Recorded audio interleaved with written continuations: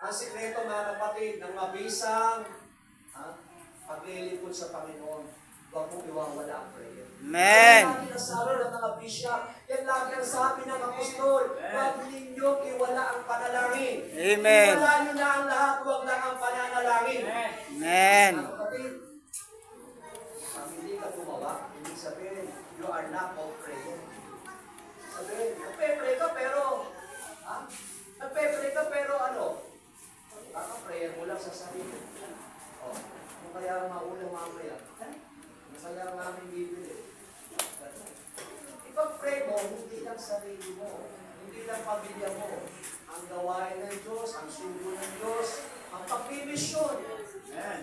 Walagin mo ang Diyos sa pamamagitan ng kanyang mabubuting gawa. Kaya sabi ng Biblia, humingi kayo, hindi kayo tumatanggap sapagkat ang hinihiling nyo ay para sa sarili nyo.